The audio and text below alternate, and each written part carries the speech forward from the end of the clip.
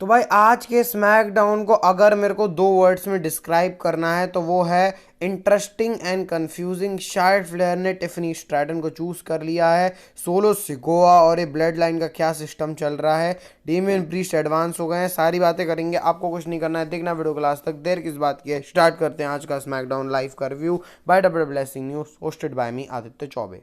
तो स्वागत है भाई आप लोगों का आज के वीडियो में। कल माफ़ करना वीडियो नहीं आ पाई भाई, कोशिश बहुत करी थी लेकिन अब वो नहीं हो पाया, तो उसके लिए क्षमा प्रार्थी हूँ आपसे। आज स्टार्टिंग करते हैं स्मैकडाउन की। हमारे अमेरिकन नाइटमेयर कोडी रोड्स आते हैं। सबसे पहले वो एलिमिनेशन चेंबर की बात करते हैं कि जे ऊसो ने गुंथर को चूज़ कर लिया है रेसलमेनिया में। तो अब जो एलिमिनेशन चेंबर जीतेगा वो मेरा अपोनेंट होगा रेसलमेनिया का। वो लोगन पॉल को अच्छे से इंट्रोड्यूस करते हैं इंटरनेट सेंसेशन करके। जॉन सीना को ग्रेटेस्ट ऑफ ऑल टाइम बोल देते हैं। वो ड्रू मैकिंटायर का वैसी नाम ले लेते हैं। फिर उसके बाद वो अपने बेस्ट फ्रेंड गोट सीएम पंक के बारे में बात करते हैं और बोलते हैं सोलो सिकोआ का इसमें कोई रोल नहीं होने वाला, ना वो क्वालिफाइंग मैचेस में है ना वो एलिमिनेशन चेंबर में है। उसने समोन स्पाइक मुझे नहीं, मतलब मुझे मेरे लिए नहीं मारी थी, ऐसे करके कोडी रोड्स कुछ कंफ्यूजिंग सा तो बोल रहे होते हैं। तभी वहाँ पर ड्रू मैकिंटायर का थीम सॉन्ग प्ले होता है। भाई ड्रू मैकिंटायर को मान सम्मान पद प्रतिष्ठा चाहिए, वो कोडी रोड्स ने दी नहीं। तो ड्रू मैकिंटायर बोलते भाई तू कैसे इंट्रोड्यूस कर रहा है मेरे को। तो फिर से कोडी रोड्स इंट्रोड्यूस करते हैं ऑल्सो ड्रू मैकिंटायर। तो ड्रू मैकिंटायर बोलते हैं ऑल्सो ड्रू मैकिंटायर, मेरे इतने सारे एक्लेट हैं, रेसलमेनिया मेन इवेंट मैंने किया है, multi time world champion, money in the bank winner, royal rumble winner, और तुझे भी हराया है। तो कोडी रोड्स बोलते हैं हाँ तूने मुझे हराया है, मेरे को अभी भी याद है, मेरे उंगली पे नंबर्स हैं जिन्होंने मेरे को हराया है। Roman Reigns, Brock Lesnar, Drew McIntyre और सोलो सिकोआ, इन्हीं चारों ने कोडी रोड्स को पिन किया है जब से वो डब्ल्यूडब्ल्यूई में आए हुए हैं। तो बिजनेस सॉर्ट करने की बात करते हैं। इतने में ही जेकब फाडू का थीम सॉन्ग प्ले हो गया। जेकब फाडू अपना ही बता रहे हैं कि मैं क्वालिफाइंग मैच जीत के, चेंबर जीत के रेसलमेनिया में जाऊंगा। तो ड्रू मैकिंटायर बोलते हैं भाई ऐसा कुछ नहीं होने वाला और अभी ये मेरा बिजनेस नहीं है क्योंकि मैं तो क्वालिफाई कर चुका हूँ। तो ड्रू मैकिंटायर एक इंटेलिजेंट आदमी होकर दूसरों के फद्दे में ना पड़ते हुए सरक लेते हैं। इसके बाद जेकब फाडू वो कोडी रोड्स होते हैं। जेकब फाडू पूरा एक राउंड मारते हैं। इसके बाद एक बैक स्टेज कार आ रही होती है, वहां से सोलो सिकोआ आ रहे होते हैं और जेकब फाडू को अपना फैमिली बिजनेस सॉर्ट करना है। कोडी रोड्स के ऊपर उन्होंने अटैक किया ही था। फिर भाई बैक स्टेज टामा टोंगा और जेकब फाटू सोलो सिकोआ को ढूंढ रहे होते हैं। उन्होंने एक आदमी को पेल भी दिया।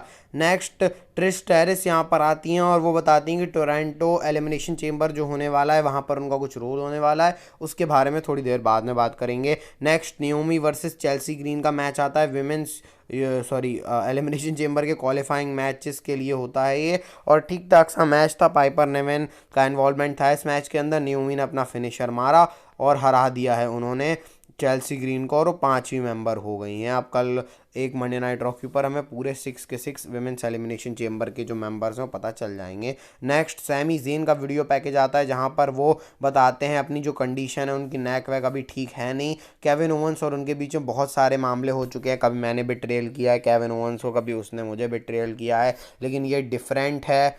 दोनों के जो ओपिनियन है वो मिस मैच हुए हैं, लेकिन इस बार मैं तुझे बताऊंगा केविन ओवंस, ऐसे करके सैमी ज़ेन बोलते हैं और वो जल्दी ही मिलने की बात करते हैं केविन ओवंस को। उसके बाद में केविन ओवंस का भी आता है, वो भी रिएक्ट करते हैं इस चीज़ को लेके। वो बोलते हैं सैमी इस बार सही में डिफरेंट होने वाला है। तीन बहुत खास लोग जिनको मैं अपना ब्रदर मानता था उन्होंने बिट्रेल किया, नाम तो उन्होंने लिया, लेकिन कोडी रोड्स, रैंडी ऑर्टन और वो सैमी ज़ेन की बात कर रहे होते हैं। बहुत उनका समय ख़राब गया है, लेकिन अब वो केविन ओवंस को नहीं छोड़ेंगे। वो चैलेंज करते हैं केविन ओवंस को टोरंटो एलिमिनेशन चेंबर में। अब ये सिंगल्स मैच के लिए था या फिर इस सेगमेंट के लिए था, पता नहीं भाई डब्ल्यूडब्ल्यूई क्या कर रही है, इसलिए तो बोल रहा हूँ कन्फ्यूजन अभी भी चल रही है। नेक्स्ट आता है टैग टीम मैच, लॉस गार्जा versus motor city machine gun के बीच मैच। भाई इसमें भी एक नया टैग टीम मूव लगा जब भाई एंजेलो गॉर्जा ने दोनों को उठा लिया, फिर उसके बाद भाई जो किक मारी है बहुत मस्त थी, लेकिन मोटर सिटी मशीन गन इसमें विक्ट्री हासिल कर लेते हैं। Next solo Sikoa Jacob फाटू back stage होते हैं। जेकब फाटू को क्वेश्चन रहता है सोलो सिकोआ से कि भाई तुम कहाँ चले गए थे। सोलो सिकोआ बोल रहे हैं कि मैं बहुत डाउन फील कर रहा था तो मैं थोड़ा अपना चला गया था, लेकिन अब मैं वापस आ गया हूँ। और जब जेकब फाटू जा रहे होते हैं तो आई लव यू जेकब करके बोलते हैं और उनको एलिमिनेशन चेम्बर जीत के टाइटल वापस होम लाना है। तो अभी कुछ इस तरीके चल रहा है। पहले जेकब फाडू को सोलो सिकोआ की नीड थी, अब सोलो सिकोआ को जेकब फाडू की नीड है। जैसे मैच भी है जेकब फाडू का, तो उसमें और एक्शन हुआ है। नेक्स्ट शिंसुके नाकामुरा आते हैं। डब्ल्यूडब्ल्यू को याद आ गया कि भाई नाकामुरा भी चैंपियन है, उन्हें ही फीचर करना है। नाकामुरा 4 हफ्ते से डार्कनेस में गायब थे, प्रे कर रहे थे अपने अपोनेंट के लिए कौन होने वाला है। इतने में एले नाइट आते हैं। एले नाइट बोलते हैं हाँ भाई तू सही बोल रहा है, तू एक चीज़ सही बोल रहा है, तू अंधेरे में छुपा हुआ था, बाकी तो तू सब चीज़ गलत बोल रहा है, तू फटीचर है, ऐसा ऐसा तेरे बस की कुछ है नहीं, और मैं पहले ही तेरे को हरा चुका था। और टामा टोंगा और वो समोआ आ गए मेरे को रोकने के लिए, वरना उसी दिन तेरा खेल हो जाता। इतने मिस भी आ गए। मिस लोगों को अनएजुकेटेड बोलते हैं, एले नाइट के फैंस को बोलते हैं नाकामुरा, और मैं ही समझ सकते हैं कि जो नंबर 1 कंटेंडर है मैं हूँ, एले नाइट कहाँ। फिर एले नाइट बोलते हैं हाँ अब तू वही अपने एक्लेट गिनाने लगेगा, 2 टाइम ग्रैंड स्लैम चैंपियन, तूने सीना को हराया मेन इवेंट में, ये वो किया हुआ है। फिर उसके बाद भाई मिस को पेल दिया एले नाइट ने। तो मिस वो जो रोने की एक्टिंग करते हैं वो ज़बरदस्ती भाई। इसके बाद एले नाइट बोलते हैं कि भाई तू तो कोने में गुमराह में कहीं छिप गया था, अच्छा हुआ तू आ गया, सब तेरे को भूल भाल गए थे। फिर इसके बाद भाई तेरी कोई वैल्यू नहीं है और तू कुछ कर वर पाए नहीं। फिर वो एले नाइट के ऊपर आते हैं कि भाई तूने क्या उखाड़ लिया, तेरे बस की तो कुछ है नहीं, लेट सक्सेस मिली, ऐसे करके इनके बीच में चल रहा होता है प्रोमो। अच्छा प्रोमो था।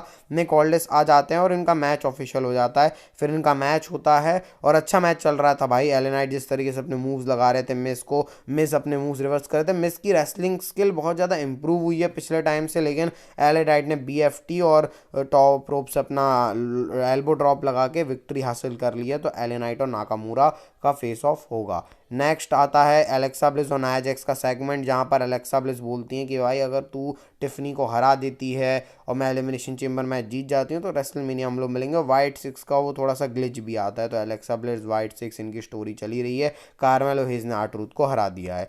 नेक्स्ट स्ट्रीट प्रॉफिट्स का सेगमेंट आता है, जहाँ पर वो सारे टैग टीम लॉस गार्जा, pretty deadly, DIY, motor city machine gun को पेलने की बात करते हैं और वी वॉन्ट स्मोक। तो स्ट्रीट प्रॉफिट्स अभी भी अपने उस लय में है। कब डब्ल्यूडब्ल्यू इनको फीचर करती ये देखना एक्साइटिंग होगा।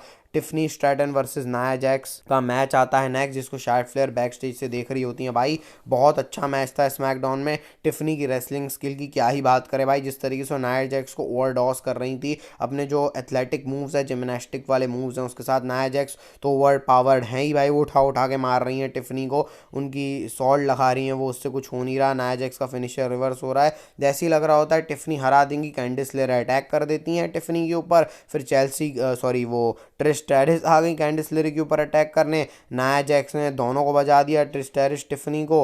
और फिर इसके बाद नाया जैक्स जा रही होती हैं, तभी शार्लेट भी आ गई वहाँ पर। और शार्लेट आती हैं, चेयर पे बैठती हैं और टिफ टिफ करके वो बोलती हैं कि टिफनी इट्स योर टाइम, और क्वीन तुम्हें चूज़ कर रही है रेसलमेनिया। मतलब ये कंफर्म हो गया है कि Charlotte Flair versus Tiffany Stratton WrestleMania 41 में विमेंस चैंपियनशिप के लिए होगा। यानी वो जो एलिमिनेशन चेम्बर है वो रिया रिप्ली के विमेंस टाइटल वाले उसके लिए हो रहा है। तो भाई ये इंटरेस्टिंग था आज का ये वाला सेगमेंट। फिर यहाँ से हमको बैक स्टेज पता चलता है, जब निक ऑल्डिस वो वीडियो दिखाते हैं जब जेड कारगिल एम्बुलेंस में होती हैं, तो लिव मॉर्गन और रैकेल रोड्रिग्विज वहाँ से जा रहे होते हैं। तो ये नियोमी और जो बियांका ब्लेयर है इनको लग रहा होता है कि अब लिव मॉर्गन और रैकेल रोड्रिग्विज ने किया है, अब ये मंडे नाइट रॉ में जाएंगे। तो ये कुछ स्टोरी चलने वाली है।